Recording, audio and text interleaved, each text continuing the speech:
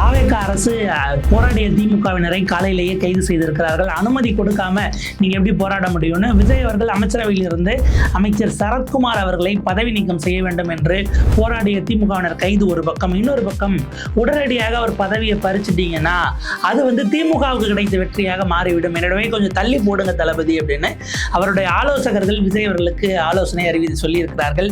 என் கையை மீறி போயிருச்சு, தளபதி எடுக்கிற முடிவு தான் அப்படின்னு அமைச்சர் சரத்குமாரை டீலில் விட்டிருக்கிறார் அமைச்சர் ஆனந்த் அவர்கள் அப்படின்னு ஒரு செய்தி ஓடிட்டு இருக்கிறது. என்னதான் நடக்கிறது இந்த விவகாரங்கள், ஒரு ரீல்ஸ், அது எல்லாமே எந்த அளவுக்கு சுத்தி கொண்டு வந்து நிப்பாட்டி இருக்கிறார்கள். போராட்டத்தை அறிவித்து களத்துக்கு வந்த திமுகவினர் ஏன் கைது செய்யப்பட்டார்கள், காவல்துறை சொல்வது என்ன, இந்த தரப்பு என்ன பேசுகிறார்கள், விரிவாக அலசுகிறது இந்த செய்தி தொகுப்பு. இன்று காலையே சென்னையில் அனுமதி மீறி திரண்டு போராடிய திமுகவினர் கைது. குறிப்பாக திமுக மாணவர் அணி பொறுப்பாளர்கள் அப்படிங்கிற செய்தியோடு தான் முடிந்தது. சில மாவட்டங்களில் அநேகமாக இதுவரைக்கும் ஒரு 1 அல்லது 2 இடங்கள்ல நினைக்கிறேன் அனுமதி கோரியது ரொம்ப லேட்டாக நீங்கள் செஞ்சுட்டீங்க அப்படிங்கிற மாதிரி அது மறுப்பு தெரிவித்து அதை இவங்க அப்ஜெக்ட் பண்ண மாதிரிலாம் சில செய்திகள் நேற்றைக்கு வந்தது. திமுகவினர் தமிழ்நாடு முழுக்க போராட்டம் அறிவித்தார்கள் மாணவர் அணி. எதற்காக? அமைச்சர் கில்லி சரத் அவர்களுடைய ஒரு வீடியோ.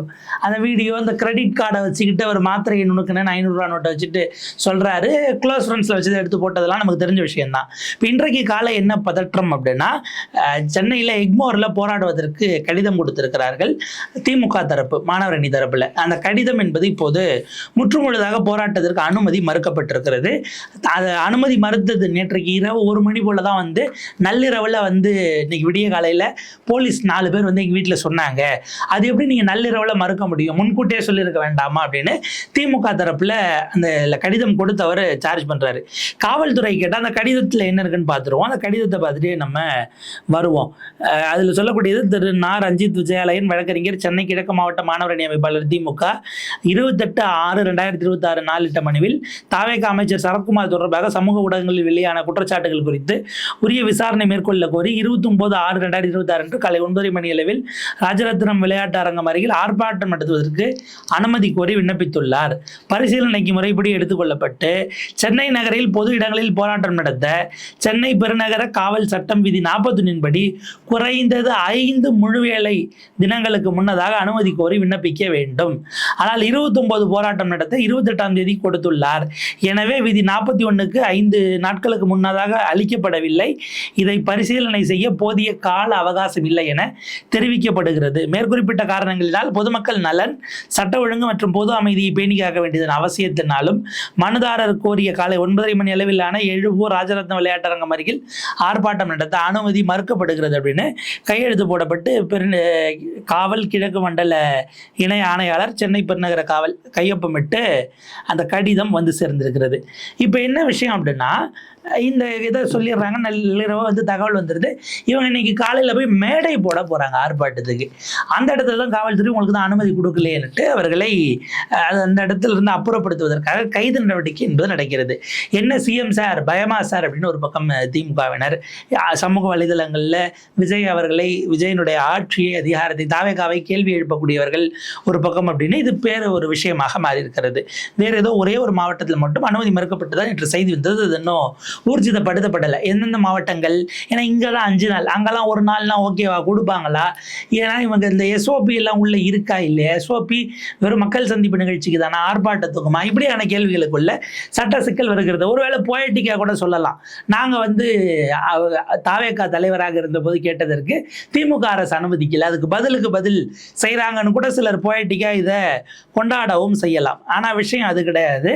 இது ஒரு பெரிய அரசியல் ரீதியிலான பிரச்சனையாக, பின்னடைவாக முதல்வர் விஜய் அரசுக்கு மாறி இருக்கிறது. அதை விட குறிப்பாக தேசிய ஊடகங்கள் இதை எடுத்து விவாதித்திருக்கிறார்கள். நேஷனல் மீடியா அவங்களுக்கு கொடுத்த ஒரு ஹைப் அப்படிங்கிறது, அல்லது அதற்கான ஒரு கண்டென்ட் அதை ப்ரமோட் பண்ணும்போது அதற்கு கிடைச்ச ரீச் அப்படிங்கிறத அவங்க உணர்ந்துட்டாங்க. தொடர்ந்து அந்த பாதையிலேயே பயணிக்கிறார்கள். அது அவர்களுடைய நிறுவனத்தினுடைய ஒரு முடிவாக நம்ம இருக்கலாம். ஆனால் இந்த விவகாரம் இப்போது தாவேகாவுக்கு தலைவலியாக மாறி இருக்கான்னா, ஆமாம், விகடனில் வெளியாகி இருக்கக்கூடிய செய்தியை பார்க்கிறோம். விஷயம் தளபதி கிட்ட கிட்ட போயிடுச்சு, கைவிரித்த ஆனந்த், டென்ஷனில் முதல்வர், பரிதவிப்பில் அமைச்சர் சரத் அப்படின்னு ஒரு கேள்விக்குறியோடு ஒரு செய்தி வெளியாகி இருக்கிறது. நம்ம அதில் என்னன்னு பார்க்குறோம்னா, கில்லி சரத் தான் ஹாட் டாப்பிக்காக மாறி இருக்கார் அப்படிங்கிறதெல்லாம் ஆதரவு எதிர்ப்புமா போயிட்டு இருக்கு. திமுக மாணவர் அணி தமிழ்நாடு முழுக்க போராட்டங்களை அறிவித்திருக்கிறார்கள். தாவேகா முகாம்குள்ளும் இந்த விஷயம் புயலை கிளப்பி இருக்கிறது அப்படின்னு பனையூர் வட்டாரங்கள் தெரிவிக்கின்றன. சில நிர்வாகிகள் சொல்றாங்க, காலையில தான் முதலமைச்சர் ரொம்ப பெரிய அளவுக்கு அவர் அந்த மேரத்தான் ஓடினது, இந்தியாவிலேயே இதுவரைக்கும் முதலமைச்சர்னு சொல்லி அப்புறம் தமிழ்நாட்டில் அப்படின்னாங்க. அது வெவ்வேறு விதமாக அமைச்சர் ஆதவர்ஜன் அவர்கள் சொன்னது, அதை ஃபேக்ட் செக் பண்ணி ஓமர் அப்துல்லா 18 கிலோமீட்டர் 20 கிலோமீட்டர் ஓடி இருக்காரு, இதுக்கு முன்னாடி ஒரு 3 முதலமைச்சர்கள் இந்தியா முழுக்க ஓடி இருக்காங்கலாம் செய்திகள் வெளியானதை பார்க்குறோம். இப்போ ஃபேக்ட் செக் விஷயம் இல்லை, அவர் போடுறாரு start run stop drugs, sports aid ட்ரக்கை விடு, இந்த மாதிரிலாம் டேக்லைன்லாம் போட்டு முதலமைச்சர் ஒரு விஷயத்தை செட் பண்ணுறாரு. அதாவது அது அவருக்கான ஸ்கோரிங் மைலேஜ்ங்கிறதை தாண்டி அது ஒரு பேசு பொருளாக மாறுகிறது. முதலமைச்சர் நல்ல அளவுக்கு பாசிட்டிவாக ஸ்கோர் பண்ணும்போது மக்கள் மத்தியில் வரவேற்பை பெற்றிருந்த நேரத்தில் தான் அடுத்த சில மணி நேரங்களிலேயே அமைச்சர் கில்லி சரத்தினுடைய பழைய வீடியோ வெளியாகி முதல்வர் மீதும் கட்சியின் மீதும் கடுமையான விமர்சனங்களாக அவை மாறுகிறது. இதில் ஹைலைட்டு அவர் அதை அப்படியே இல்லைங்க அப்படின்னு கருத்து சொல்ல விரும்பலை, அது அப்படி ஏதாச்சும் கூட சொல்லியிருந்திருக்கலாம். ஆனால் அதற்கு அவர் விளக்கம் கொடுக்குறேன்னு கொடுத்தது எரிகிற தீயில் எண்ணெயை ஊற்றிவிட்டதை போல மாறிவிட்டது. விவகாரம் இணையதளத்தில் படு வைரலாக விஷயம் இப்போது முதலமைச்சரினுடைய காதுகளுக்கும் கவனத்தையும் எட்டியிருக்கிறது. அவரே அந்த வீடியோவை பார்த்து அதிர்ச்சியும் அடைந்திருக்கிறார் முதலமைச்சர் அப்படிங்கிறத குறிப்பிடுறாங்க. புஷி ஆனந்தை அழைத்து கடிந்து கொள்ளவும் செய்திருக்கிறார். என்னது இது, இந்த மாதிரி பண்ணியிருந்திருக்கிறாரு அப்படின்னுட்டு அவர்கிட்டையும் அமைச்சர் ஆனந்த், கட்சியினுடைய பொதுச் செயலாளரும் நீர்வளத்துறை அமைச்சர் புஷி ஆனந்த் அவர்களையும் அழைத்து அவர் கடிந்திருக்கிறார். முதல்வரின் கடும் அப்செட்டை வச்சதுனால அமைச்சரவையிலிருந்து நீக்க போறார் அப்படிங்கிற விஷயம் பனையூர் வட்டாரங்களிலேயே ஒரு செய்தியாக கசிய தொடங்கியது. ஸோ அமைச்சரவையிலேருந்து கேபினெட்லேருந்து இந்த விஷயத்துக்கு நீக்கினாங்கன்னா உடனடியாக அவர் என்ன பண்ணார், பதறி போய் அவரும் அவர் குடும்பத்தாரோடு, உங்களுக்கு அந்த ரீல்ஸில் மன்னிக்கணும், ரீல்ஸ் இல்லை விளக்க ரீல்ஸ் கூட வச்சுக்கலாம். இப்போ 3 நிமிஷம் வரைக்கும் ரீல்ஸ் ஆயிடுச்சு இல்லையா, அவர் ஒரு விளக்கம் கொடுத்தாரு. உடம்பு சரியில்லாமல் இருந்தாங்க குழந்தை, அன்னைக்கு நாங்கள் இதில் தான் இருந்தோம் அப்படின்லாம் அவர் அந்த விளக்கம் கொடுத்தாரு. அப்படியாக குடும்பத்தாரோடு அவர் கிளம்பி கிரீன்வே சாலையில் இருக்கிற செண்பகம் இல்லத்தில் அக்கட்சியினுடைய பொதுச் செயலாளர் திரு புஷி ஆனந்த் அவர்களை சந்திக்கிறார்கள். புஷி ஆனந்த் அவர்களை சந்தித்து பேசும்போது விளையாட்டாக செஞ்சதை வேணும்னே பெருசாக்கி அரசியல் படுத்துகிறாங்க, தளபதி கிட்ட நீங்கள் எடுத்து சொல்லுங்கள் அப்படின்னு அமைச்சர் சரத் பேசியிருக்கிறார். ஆனால் எந்த உத்தரவாதமும் சரி இல்லை, நான் பாசிட்டிவாக பண்ண பார்க்குறேன், எப்படி போகுதுங்கிறத நம்ம உரையாடலாம், இப்படியாக எந்த விதமான பாசிட்டிவ் ரெஸ்பான்ஸையும் புஷி ஆனந்த் அவர்கள் அமைச்சருக்கு கொடுக்கவில்லை அப்படின்னு பதிவு பண்ணுறாங்க. அவர் சொன்னது ஒரே விஷயம் தளபதி கிட்ட போயிடுச்சு, நேரடியாக தளபதியினுடைய காதுகள் வரைக்கும் இந்த விஷயம் எட்டிடுச்சு அப்படின்னு, இதுக்கப்புறம் அவர் எடுக்கிறது தான் முடிவு அப்படின்னு அவர் சொல்கிறாரு. பரிதவிப்பில் போயிடுமோ அப்படிங்கிற வகையில் தான் இது நம்முடைய பதவி பறிபோய் விடுமோ என்கிற எண்ணத்தோடு அங்கிருந்து கிளம்பி இருக்கிறார் அமைச்சர் சரத்குமார்னு பதிவு பண்ணுறாங்க. இதற்கு அடுத்தபடியாக செங்கல்பட்டு மாவட்டத்துக்கு பொறுப்பு அமைச்சராக இருக்கிறவர் அவரே சரத் அவர்கள் தான், கில்லி சரத் அவர்கள். அவர் என்ன பண்ணுறாரு, சனிக்கிழமை இரவு முதலமைச்சர் விஜய் அவர்கள் பிறந்தநாளை முன்னிட்டு நலத்திட்ட உதவிகள் வழங்கும் விழா அப்படிங்கிறத ஏற்பாடு பண்ணியிருந்தாங்க. பொறுப்பு அமைச்சராக இவரும் கலந்து கொள்ள வேண்டியிருந்தது. ஆனால் தலைமை உத்தரவிட்டதன் பேரில் அந்த நிகழ்ச்சிக்கு அவர் செல்லவில்லை அப்படின்னு குறிப்பிடுறாங்க.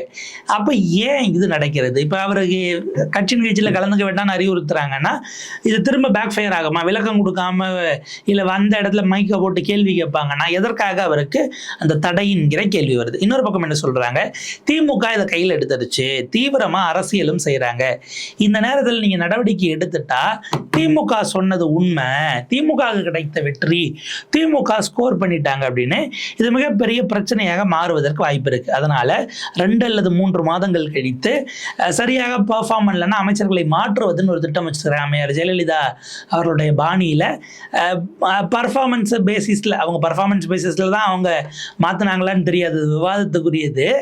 பட் அந்த மாதிரி செய்யும்போது ஒரு 2-3 மாதம் கழித்து அமைச்சரவை மாற்றும் போது மாற்றிக்கலாம் அப்படின்னு சில சீனியர்கள் முதலமைச்சர் விஜய் அவர்களுக்கு அறிவுறுத்தலை சொல்லியிருக்கிறார்கள். ஆனாலும் கூட முதலமைச்சர் கையில் தான் இறுதி முடிவு, அவர் நினைச்சா இப்போவே எடுக்கிறதுனால எடுத்துடலாம் அப்படிங்கிற வகையில் இந்த விவகாரம் வெடித்திருக்கிறது அப்படின்னு தான் நம்ம பார்க்க வேண்டியிருக்கிறது.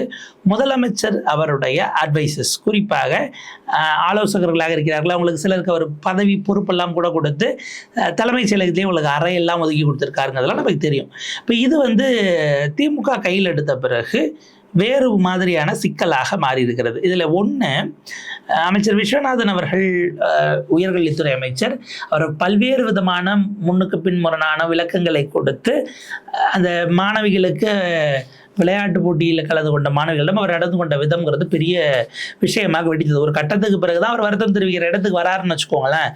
இந்த விஷயத்தையும் எடுத்து அடுத்தடுத்து சிக்கலாக மாற்றினார்கள். அந்த இடத்துலையும் திமுக அரசியல் ரீதியிலாக ஒரு நெருக்கடியை உருவாக்கியது.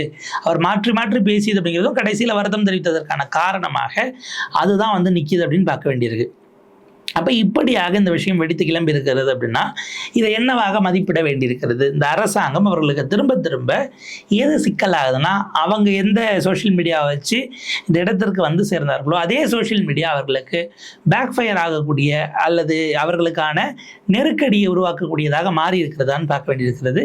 இந்த சூழலில் தான் இப்போது இந்த விவகாரம் பனையூர் வட்டாரத்திற்கும் சரி, முதலமைச்சர் விஜய் அவர்களுக்கும் பெரும் குடைச்சலை கொடுத்திருக்கிறது.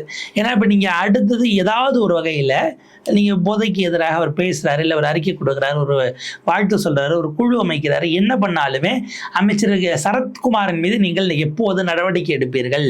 நீங்கள் முதல்ல எடப்பாடி பழனிசாமி அவர்கள் சொன்னார், ஒரு பெண்ணிடம் தவறாக நடந்து கொண்டதாக தாவேகா நிர்வாகி ஒருவர் கைதான போது சிங்கப்பெண் சிறப்பு படைக்கு முதல் வழக்கே தாவேகாக்காரர் மேலே தானா அப்படிங்கிற மாதிரி கேட்டார்.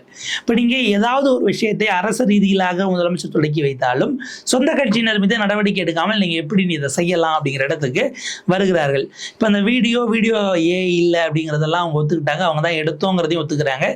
இதில் ஒரு மருத்துவர் ஒருவர் நான் தான் பரிந்துரை பண்ணேன் அப்படிங்கிற மாதிரி அவர் பேசி அந்த வீடியோவையும் திரும்ப விமர்சனத்துக்குள்ளாகி சர்ச்சைக்கும் உள்ளாகி இருக்கிறார்கள். அந்த இடத்துல பார்த்தீங்கன்னா நீங்கள் எடுத்துக்கொண்ட ஒரு மருத்துவர் ஆகிறீங்கன்னா அப்போ எடுக்கக்கூடிய அந்த பிரமாணம் இருக்கு இல்லையா, அதற்கு மாறாக நீங்கள் நடந்து கொள்ளவில்லையான்னு அவரை நோக்கியும் பல்வேறு விதமான கேள்விகள் எழுப்பப்படுகிறது. எனவே இப்படியான ஒரு நெருக்கடியில் சிக்கி இருக்கிற போது தான் இப்போ பலரும் அடுத்த கட்டத்துக்கு நகர்வார்கள். ஏன்னா இது ஆமான்னு ஒத்துக்க முடியாது, ஆமான்னு ஒத்துக்கிட்டாலும் சிக்கல்.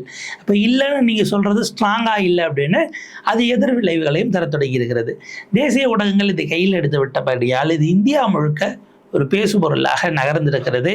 எப்படி பஞ்சாப் முதலமைச்சர் பகவந்த் சிங் மான் சட்டமன்றத்தில் அவர் பேசும் பொழுது அவரின் மீது அவர் அவங்களெல்லாம் எல்லாரையும் கூப்பிட்டு ஆல்கஹால் டெஸ்ட் எடுக்கணும் அப்படின்னு எதிர்கட்சி தலைவர் கோரிக்கை வைக்கக்கூடிய அளவிற்கு அவருடைய பேச்சு என்பது அமைந்திருந்தது.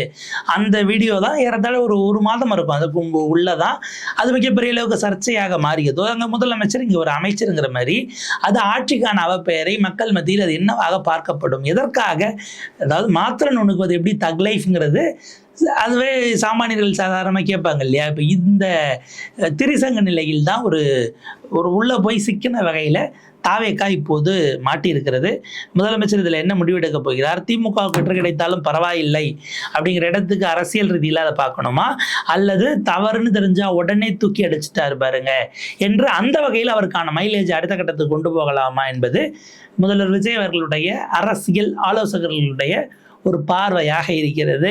ஸோ இதில் என்ன மாதிரி முடிவெடுக்கிறார்கள் என்பதை பொறுத்து தான் அடுத்த கட்ட அரசியல். இதற்கு நடுவில் அனைத்து கூட்டணி கட்சிகளையும் அழைத்து கூட்டம் என்பதை போலெல்லாம் சொல்லியிருக்கிறாங்க. தாவேகாவினுடைய தோழமை கட்சிகளுடைய கூட்டம் அப்படிங்கிறது அது 2 நாட்கள் கழித்து அதற்கான ஏற்பாடுகளும் ஓடிக்கொண்டிருக்கிறது. ஒரு அரசியல் ரீதியிலான நகர்வு, அரசாங்க ரீதியிலான நகர்வு, கவர்னன்ஸ் என்பதாக பல்வேறு விதமான சிக்கல்கள், நெருக்கடிகள். இதை எப்படி இந்த முடிச்சுகளை அவிழ்த்து வெளியே வரப்போகிறார் முதலமைச்சர் விஜய் அப்படிங்கிறது அவருக்கு தான் வெளிச்சம். இந்த விவகாரத்தில் ஒரு வெளிப்படையான முடிவு என்பதும் விசாரணை என்பதும் தேவை அப்படிங்கிறது ரொம்ப கவனிக்கத்தக்கது. திமுக இதை இந்த அளவுக்கு மாணவரணி கையில் எடுத்ததுனால ஒரு நெருக்கடி உருவாயிருக்கு. ஆனால் இவ்வளவு ரியாக்ஷன்ஸ் தேவையா அப்படிங்கிற ஒரு விமர்சனத்தையும் அந்த பக்கம் வைக்கிறார்கள். ஸோ இது எப்படி நகர்கிறது, என்னவாக போகிறது அப்படிங்கிறது நம்ம பொறுத்திருந்து பார்ப்போம். இணைந்திருங்கள் தமிழ் குரலோடு.